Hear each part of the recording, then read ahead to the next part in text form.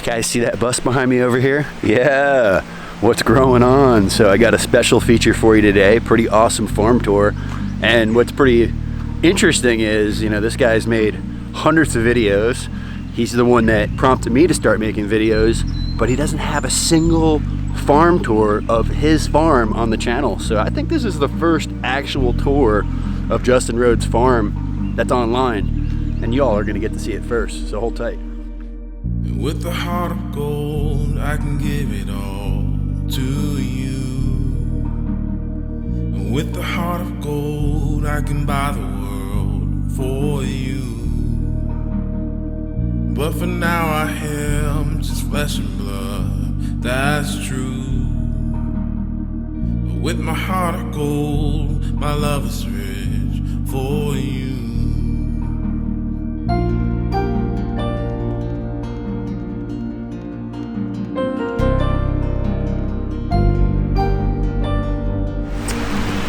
Well, hey, good morning. Hey, good morning, sunshine. So I think we got a pretty special event this morning, huh? What do you mean? Well, you gonna show us around or what? Yeah, you're gonna get the tour. A lot of people are asking for it on my channel, so Cool. I'll give you the glory, Pete. So tell us, I mean, where we are, how big's the site, how long you been here? We need a little back history. I've been here, I'm the 4th generation. My kids are 5th generation. Wow. We've been in North Carolina a long time. Grandpa bought that old house over there, farmhouse, with the 75 acres. You wanna guess? You wanna guess, Pete? It was in 1932, I'll give you a hint. For how much money? Yeah, how much did Grandpa pay for this place? 300 75 bucks. acres. Whoa! Whoa! You came very close. Really? Very close. No, he spent so much more than that. $500. Wow. He worked hard. He was making $1,000 a year. Put off half of his income every month for 2 years and paid it off. So we're debt free. That's incredible. So what's the My total dad- property size now? 75 acres still. Still, okay. Yeah, we've maintained that. Nice. It's been in the family. My grandparents sold it to my dad. I bought it from my dad. Nice. So it continues. All right, what's growing on here? Okay, welcome to Zone 1. Zone 1 is the area closest to your house, the most frequently visited. We have our chicken garden miracle. Our chickens are here on a future garden bed. They were here in our kitchen garden. Kitchen garden means it's the crops that you frequently get, like it's lettuce, it's tomatoes, it's kale, it's spinach, the things we use most frequently because it's most closest to the door. There's the door. Right across the street is a little bit of beauty, a little bit of frequency, herbs. You know, you just want to get a little taste zing with your breakfast or lunch or supper. You just walk right out. You don't even have to take your shoes off. You come out barefoot, get on this nice sidewalk, and harvest some zest.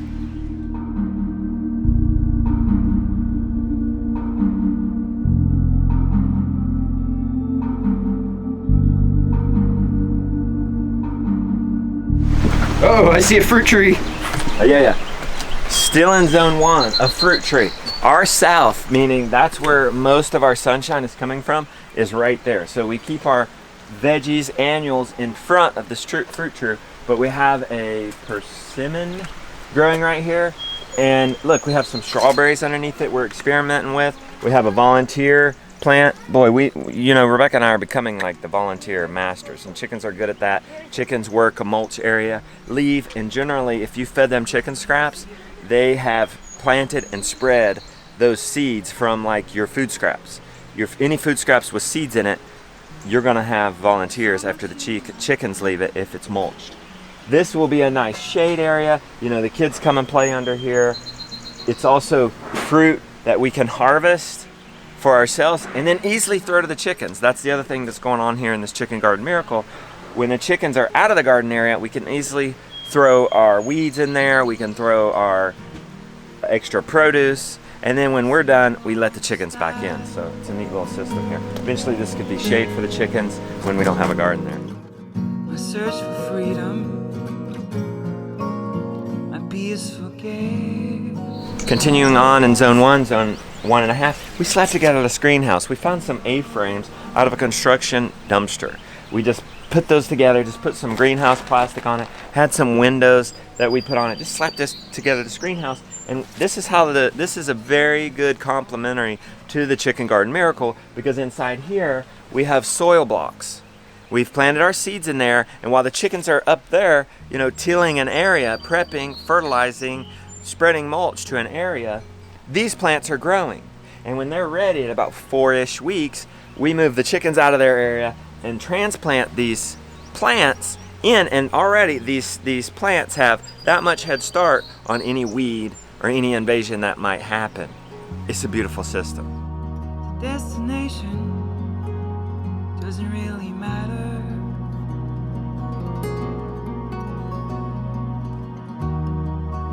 As much as the road to get there.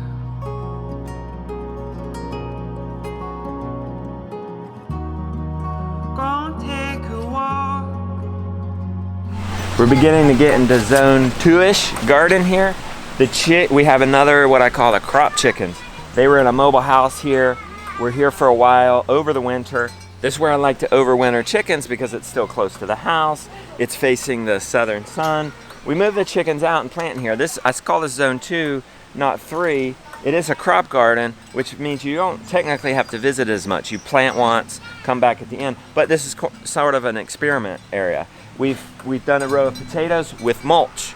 Put the potatoes on the ground, covered it with 8 inches of mulch. We did a row of potatoes, nothing, just planted in after the chickens, you know, dug it down 4 inches and planted the potatoes, but then hoed it. And then we did a third row where we had already established some cover crop and planted the potatoes. It turns out the third row, the one where cover crops were already going, we planted those potatoes, are doing the best, and it was the least maintenance. And if somebody didn't have wood chips, a totally awesome solution.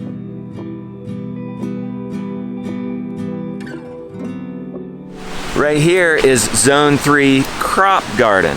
Crop garden means you just plant something once and ideally visit very few times. In this situation, we work hard to plant, and then we come back when it's done. The crop garden chickens, which are right there, were right here. They prepped this area. They spread compost, they tilled, and they fertilized. It was bare. We moved them out. We transplanted our plants that were in the greenhouse. We then did mulch bombs. We put compostable paper plates around them. You could do cardboard. We could put compostable plates around where we planted these transplants just to take away some weed pressure or what we're gonna plant around them, cover crop pressure, and they have this amazing head start. And then for the bare area, we go around and sow seasonal cover crop. This was rye, this was clover, this was peas. These are things that grow up that we can eat, barley, fenugreek, flax. These are things that grow up that we can also eat, the cover crop, but it's also things that the chickens like, and it also happens to be something that the chickens, when this garden is done, we bring the chickens back in here, and the chickens can then till it again more easily if it was grass or sod. Cover crop is a lot easier to till back in than the alternative.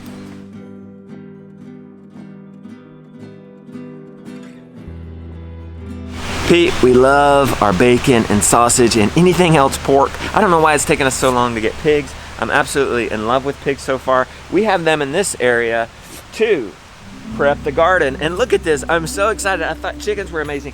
Look, the pigs have been here maybe a week and a half, and look, it's ready. We need to get these pigs out of here, moved on into another job, and we can plant right into this just like we did the chickens. And the pigs are amazing creatures for eating the farm waste. It's unedible stuff, the stuff you don't want to eat from like chicken harvest and stuff like that, that can go to the pigs. Skim milk when you harvest cream from a cow. One pig can be sustained 100% from one cow. The skim milk from the cow, and the pigs could go behind the cow in the pasture, in the forest, and eat things, of course, that the cow cannot. They're absolutely amazing. I'm very excited about these guys. We're on a pasture part of the property. We call it the cow pasture, for lack of better terms. Over there where we just were, we call it the CSA pasture. We used to have a CSA over there. That's a 1 acre spot. This is about a 2 acre pasture. We have more pasture across the street. Haven't needed it yet because we have so much grass growing down here in the bottom we can't even keep up with it. So this is also a nice area to grow you know, zone 1.5, 2-ish chickens. You know, you have to visit the chickens every day, but you need to get a little further out because you need a little more room. But we like to keep an eye on them. Our hawks getting them, our crows getting them. How are they doing? We can see them from our front door. And we're home all the time. We see them while we do dishes. We see them while we sit on the porch. We see them coming and going.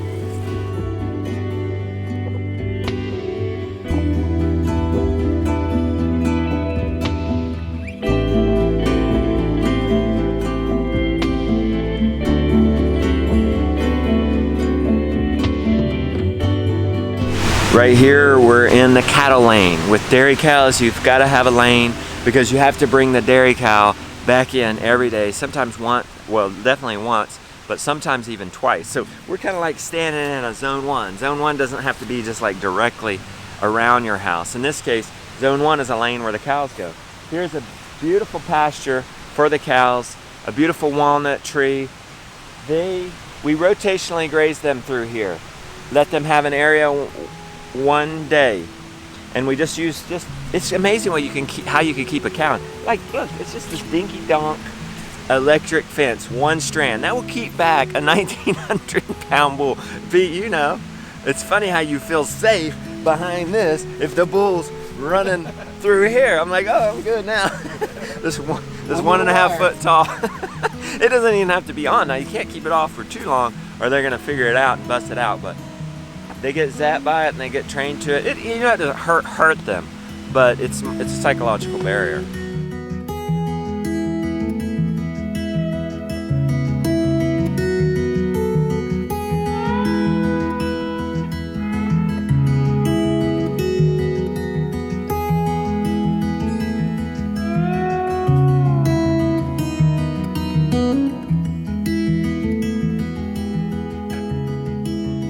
Over here in our south field, we have chickens being raised up. One set is Icelandic chickens. They're gonna totally forage behind the cows one day. We're gonna make them a little mini-me chickshaw and follow the cows. The other kind of chicken over here is just the barnyard variety for our chickens in our kitchen garden and our chickens in our crop garden. Just a nice, beautiful mix. We have guard geese coming up. They are great protectors of the flock. They're always looking up in the sky, they squawk, they flap their wings. They will totally protect even a baby chick from an aerial predator like a crow, a hawk, anything like that. They eat what the chickens eat. They eat the grain. They don't even need the grain. They can survive 100% on the grass. Absolutely amazing. You know, whereas dogs, you have to train them not to kill the chickens in the first place, and then dogs take a more expensive feed, so a goose is a good alternative to that. We just have them raised up in a pastured poultry pen because that's what we had. It's a Joel Salatin style. We let them out during the day when it's like cloudy and the crows are not around, or in the evening to let them roam for an hour or two. And when we're out and a bird is not going to come and get them, and then we put that down at night. And during the day, if we're going to town or something, we can leave them in that pastured poultry pen and they're going to be just fine.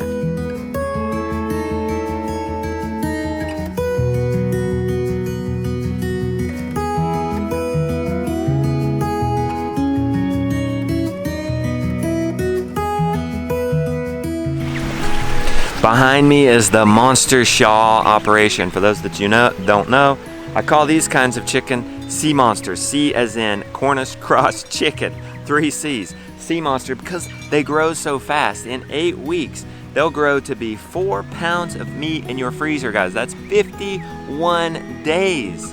I don't know of anything else that outperforms that as far as getting quick food to your freezer or getting quick food to market. This is a system I've invented that keeps the chickens on grass 100% of the time. They're free to range and come out. We've put up a scarecrow until the goose gets big enough. That scarecrow is keeping the crows from grabbing these chickens when they're young. Hopefully it's keeping the hawks away. I don't know about that. We haven't had too many problems yet. This is a mobile chicken coop, no walls. The electric fence keeps the chickens protected from land predators. The scarecrow keeps the chickens protected from aerial predators, and the chickens are free to roam. And they have an area in the shaw that gets them out of the sun, gets them out of the rain, and you'll see The shaw also has 100 pounds worth of food and then 2 buckets to where we can ferment their food. So it's a mobile station.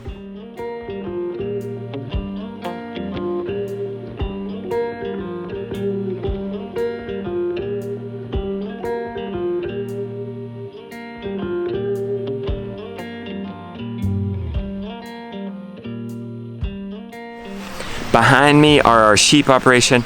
We got the sheep because it's hard to get 100% grass-fed lamb, and they're gonna mow our lawns. We're gonna start them with the farmhouse. They're over here because we wanted them to mow down the grass for the chickens. Chickens don't like tall grass.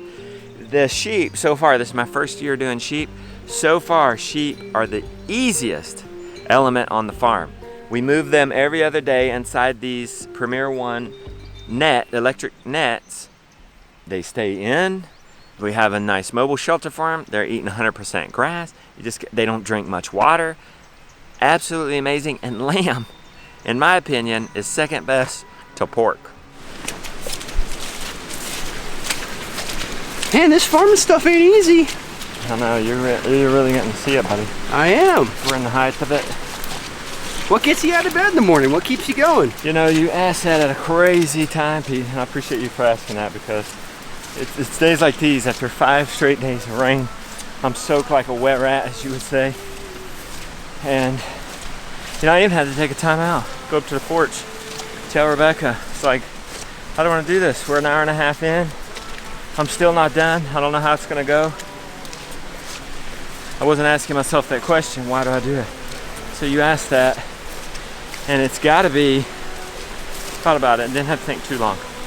It's of course for our health. You cannot buy this food in the store. As much as I would want to, and it could be to my advantage, even profitably, like I could make more money editing more movies, writing, teaching, whatever.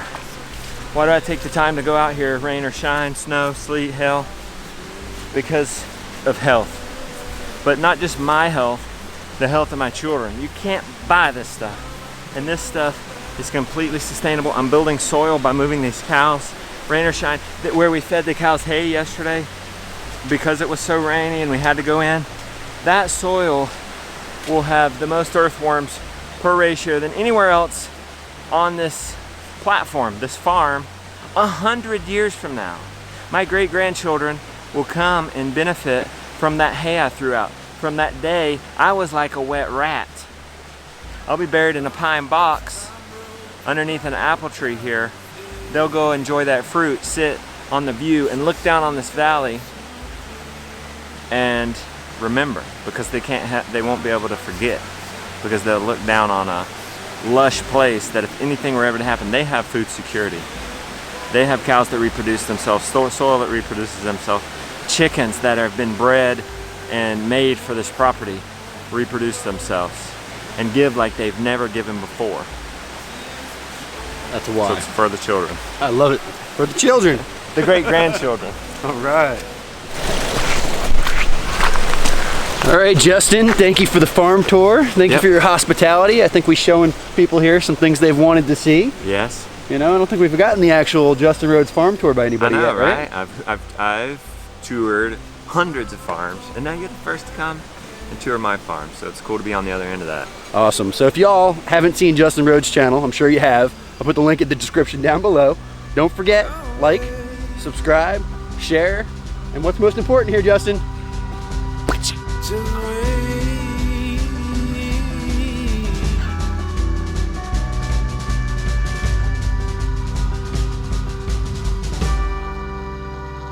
I'll just wait.